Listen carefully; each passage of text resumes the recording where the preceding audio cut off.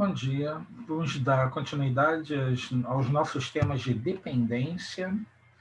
E a aula de hoje é sobre a colonização europeia na América. Aqui nós temos um mapa mostrando os diversos territórios, né, na América do Sul, Central e do Norte que foram colonizados por europeus. Basicamente, as colonizações que mais se destacaram foram a espanhola, a maior parte da América era, era formada por colônias espanholas e hoje é formada por países que falam língua espanhola. Né? Nós temos o Brasil, que é a América Portuguesa, e nós temos os Estados Unidos, que é de colonização inglesa. Nós temos pequenos núcleos de colonização de língua francesa, né? Como a Guiana Francesa, a ilha da Martinica e parte do Canadá. Também temos pequenos núcleos que falam holandês, né? Como Suriname, mas que não se destacam dentro da América, né? Nem a colonização francesa, nem a colonização holandesa. São essas três colonizações que mais se destacaram. Bom, as colonizações efetivamente foram iniciadas no século XVI. Apesar de Cristóvão Colombo ter chegado aqui em 1492, final do século XV, Pedro Álvares Cabral chegou ao Brasil em 1500, último ano do século XV. Efetivamente, o processo colonizador de ocupação territorial se deu no século XVI, né? Tanto na América Espanhola como na América Portuguesa. A América Inglesa, a colonização vai ser muito tardia. O primeiro núcleo de povoamento, que foi a colônia de Virgínia, se deu em 1588, quando a colonização espanhola já tinha quase 100 anos, já tinha 90 anos, né? E a colonização brasileira, portuguesa no Brasil, já tinha mais de 50 anos, né? Aí começa a ocupação da primeira das 13 colônias inglesas da América do Norte, né? Então, efetivamente, a colonização inglesa se dá mesmo no século XVII, início do século XVIII. Bom, no início do processo colonizador, nós vamos ter um processo de conquista territorial e dos massacres das populações nativas locais, principalmente na América Espanhola, destacando aí a conquista do Império Azteca, que se dá em 1522, no México. Os aztecas chegavam a dominar até alguns territórios da América Central, mas é basicamente o México. E a conquista na década de 30 do Império Inca. O Império Inca se localizava entre a Bolívia e o Peru. Né? Era basicamente Bolívia e o Peru. Né? O Império Inca. Por que a questão da conquista e o massacre dessas populações nativas? Porque essas populações possuíam enormes quantidades de riquezas minerais, ou seja, ouro e prata. No caso do México, os astecas possuíam grande quantidade de ouro em suas cidades, principalmente na capital, Tenochtitlan, que hoje é a cidade do México. E o Império Inca também possuía muita prata, principalmente extraída de uma montanha, que até hoje é a maior mina de prata a céu aberto do mundo, que é a montanha chamada Potosí, que fica na Bolívia.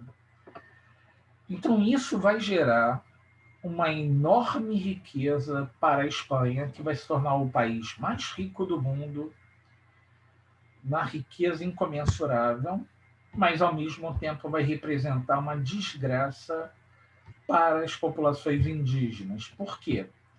Porque além da conquista armada, e tanto espanhóis, portugueses e ingleses tinham armas de fogo nessa época, os índios americanos não conheciam, não usavam armas de metal, usavam praticamente armas de madeira, ok? Mesmo conhecendo a fundição do ouro e da prata, eles não usavam armas metálicas, porque eles não conheciam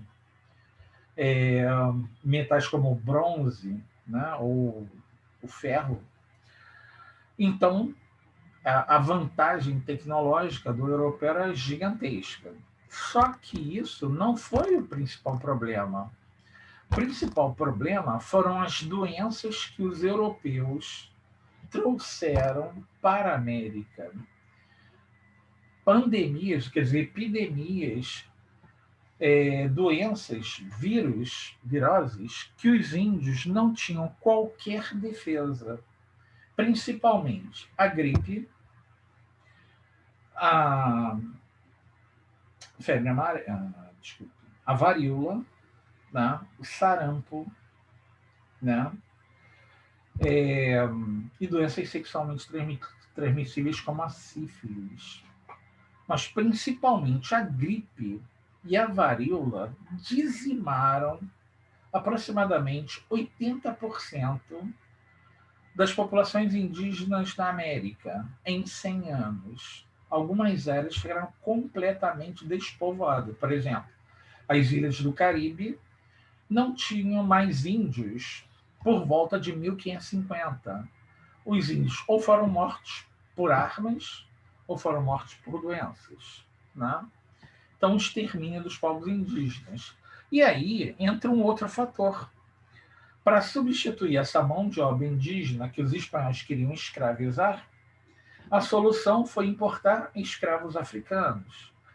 Então, a gente pode perceber na América Espanhola que onde o índio foi exterminado, em sua maior parte, ou praticamente total, na totalidade, existe uma grande quantidade de população afrodescendente, de negros, né?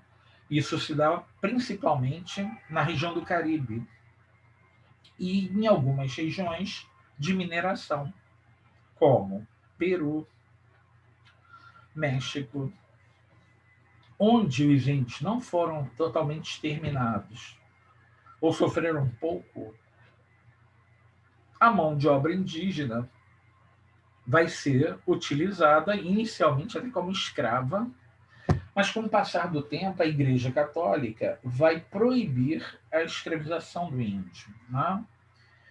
Já que a Igreja Católica tinha interesse em converter o índio ao cristianismo católico. E aí aquele princípio, né? Um cristão não escraviza outro cristão, o índio era puro, então ele não poderia virar escravo. Bom, de qualquer maneira, os espanhóis criaram artifícios para escravizar o índio de alguma maneira, nem que fosse só disfarçado. Para isso, eles utilizaram é, práticas que já existiam no Império Inca e Azteca, que era uma espécie de servidão local. Na América do Sul, no Império Inca, essa servidão indígena era chamada de mita. No México, essa servidão indígena era chamada coatequil. Né? O que significa? O índio, ele perdeu a terra, ele tem que ir embora, porque agora a terra é do espanhol. Ah, mas se o índio não quiser ir embora? Bom, se ele não quiser ir embora, ele vai ter que pagar o imposto para ele continuar naquela terra. Ah, mas ele não tem dinheiro. Ah, ele paga com trabalho. Então o índio era obrigado a trabalhar de 2 a 3 vezes por semana na terra dos colonos espanhóis para ele permanecer na terra dele, para ele não ser expulso da terra onde ele nasceu. Então, o nome mais comum é mita, né? Mas no México tem nome Coatequil. Uma outra forma disfarçada de escravização do índio foi a encomenda. A encomenda era uma forma disfarçada de escravização, porque não havia padres suficientes para converter milhões de índios ao catolicismo. Então, muitas dessas obrigações religiosas foram dadas aos colonos. Os colonos deveriam promover a conversão dos indígenas. Só que, em troca, o indígena deveria pagar ao colono por esse favor de ser convertido ao catolicismo. Ele tinha que pagar com o quê? Com trabalho. Então, o índio era encomendado, ou seja, ele era reunido numa fazenda que pertencia a um espanhol, e a igreja dava um prazo em que esses índios trabalhariam e receberiam a educação religiosa católica durante um período de aproximadamente um ano e meio e tal. Agora, o que acontecia na verdade é que não havia nenhum interesse do colono espanhol em catequizar o índio. Ele só tinha interesse em explorar o trabalho do índio gratuitamente ali para ele, né? E a igreja, quando reclamava, o espanhol jogava aquela cascata que os índios eram muito rebeldes, que eles precisavam de mais tempo para catequizá-los, e assim praticamente se oficializou um tipo de escravidão. Com o passar do tempo, a Igreja Católica percebeu essa malandragem, e aí ela vai exigir algum tipo de remuneração para o índio. Mas virou me engana que eu gosto, né? O índio, teoricamente, recebia um determinado salário e ele, então, acabava trabalhando para o espanhol. Né? No Brasil, praticamente isso não existiu. Ainda mais por quê? Porque o índio foi escravizado de qualquer maneira, a Igreja Católica foi contra, os colonos aqui que nasciam no Brasil, principalmente em São Paulo, tinham o hábito de escravizar o índio de qualquer maneira e de matar os padres que reclamavam. Né? Então a Igreja Católica aqui no Brasil parou de reclamar da escravização do índio. Por quê? Porque a própria igreja estava sendo exterminada pelos colonos de origem portuguesa. Né? E aí a igreja, digamos, deixou para lá. Ainda mais porque no Brasil, praticamente a escravização do índio vai ficar muito restrita a duas regiões, que vai ser São Paulo e a região do Maranhão e Amazonas, né, que era chamado Grão-Pará nessa época. Né? Então, ali, nessas regiões, é que vai ser feita algum tipo de escravização indígena. No restante do país, a opção que vai ser escolhida é a escravização do africano. Por quê? Porque o índio ele morria com facilidade com as doenças que os brancos traziam, ele também fugia com facilidade das fazendas e se embrenhava em florestas densas, fechadas, muito difíceis de serem capturados. Né? Além disso, a maior parte dos indígenas brasileiros não estavam acostumados aos trabalhos agrícolas, porque os índios ainda viviam na Idade da Pedra, então, da lascada, né? Passando para a Idade da Pedra Polida. Então, eles praticamente não conheciam uma agricultura comercial, uma agricultura especializada.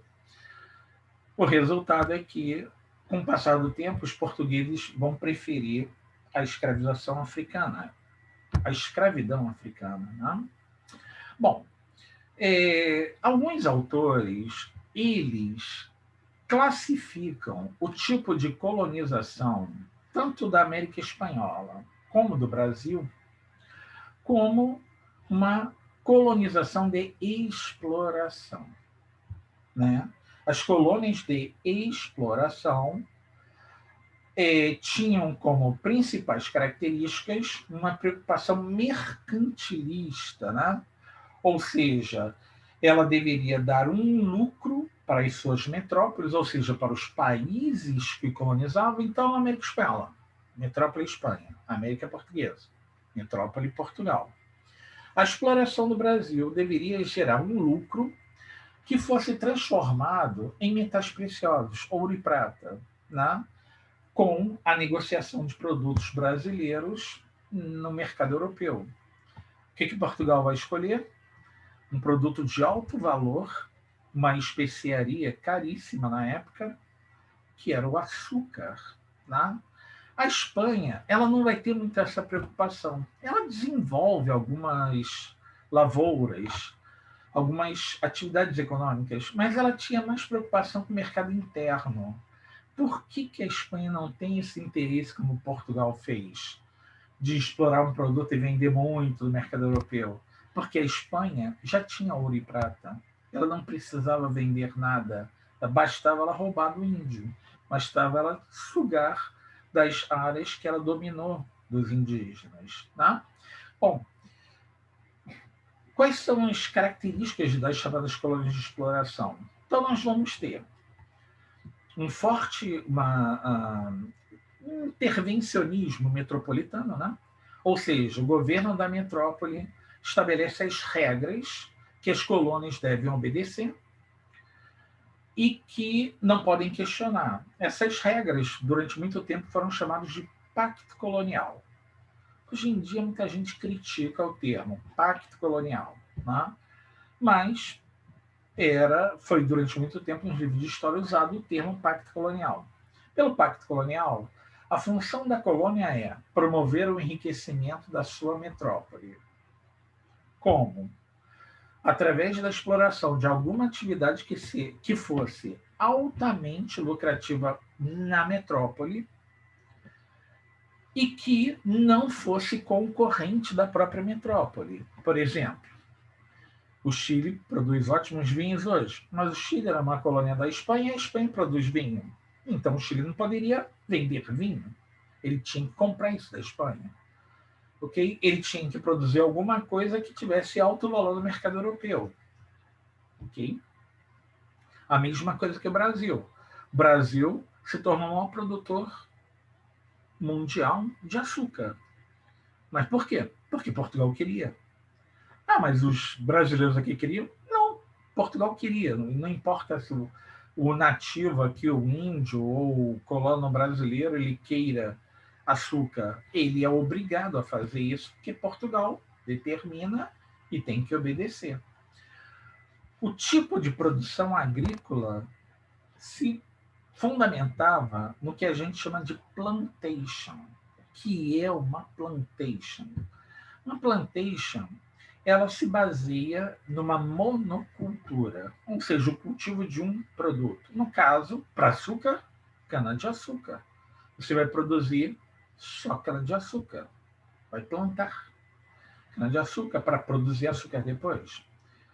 Só que tem que produzir em larga escala. Ou seja, você vai ter que ter um terreno muito grande, uma fazenda. Nós chamamos isso de latifúndio, né? Grande propriedade. Então você tem a monocultura, você tem o latifúndio, aí você planta e produz açúcar. Essa produção toda é voltada para o mercado externo. Uma pequena parte ficava no Brasil, mas 80% da produção de açúcar era exportada para o mercado europeu. Muito bem. E a mão de obra utilizada, a do escravo africano ou da escravidão indígena. Basicamente, 90%, nesse caso, escravos africanos. Então, isso é uma plantation. Monocultura, grande propriedade, produção para o mercado externo, mão de obra escrava. Né?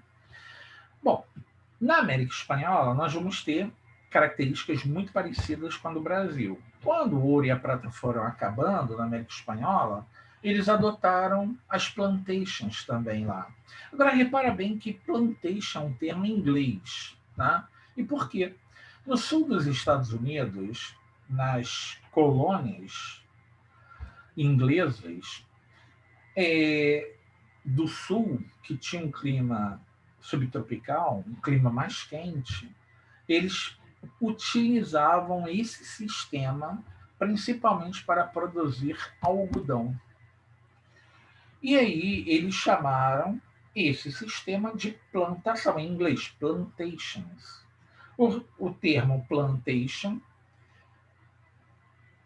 utilizado do inglês, passou a ser um conceito utilizado em toda a América para designar monocultura, grande propriedade, produção voltada ao mercado externo, utilizando mão de obra escrava.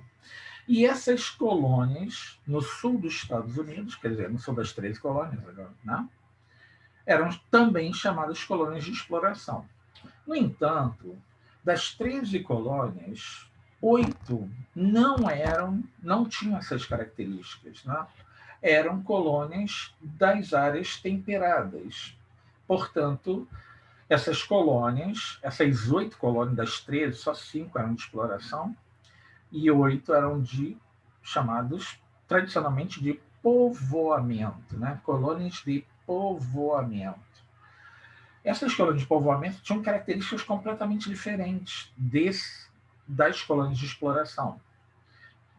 Em primeiro lugar, porque eles não poderiam produzir nada que tivesse muito valor no mercado europeu. Eles até exportavam alguma coisa, peixe salgado, madeira, basicamente isso. Mas isso não tinha quase valor no mercado europeu. O resultado é que eles produziam mais para o mercado interno. Então, está aí a primeira diferença. Enquanto que as colônias de exploração vendiam para o mercado externo, as colônias de povoamento se interessavam pelo mercado interno. Eles produziam basicamente para a própria população local.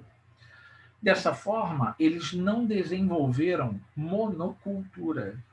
Eles desenvolveram a policultura, ou seja, o cultivo de diversos produtos para abastecer o mercado interno. Então, eles começaram a plantar trigo, milho, batata, no passar do tempo, né? Uvas,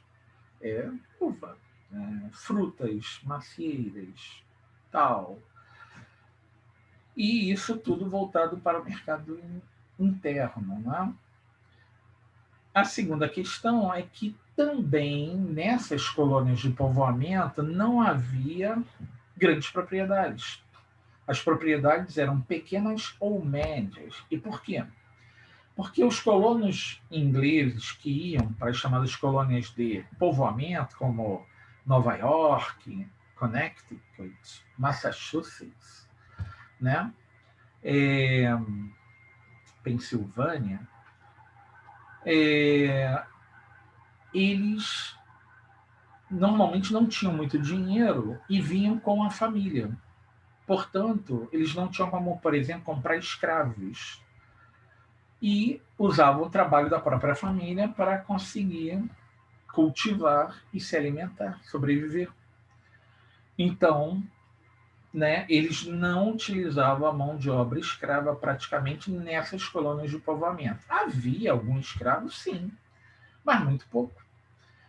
A escravidão se desenvolveu nas colônias de exploração, né? Na Virgínia, na Carolina do Norte, na Carolina do Sul, em Maryland, na Geórgia, nessas colônias. Nas colônias do Norte, praticamente, você tem pouquíssimos escravos. Né? Então, tá aí essas características das colônias de povoamento. Né? Recordando, voltando, você tem a policultura, pequenas e médias propriedades, a produção é para o mercado interno e a mão de obra normalmente livre e assalariada. Né? Eles praticamente não usavam a mão de obra escrava. Né? Bom, vamos ficar por aqui. Até a próxima.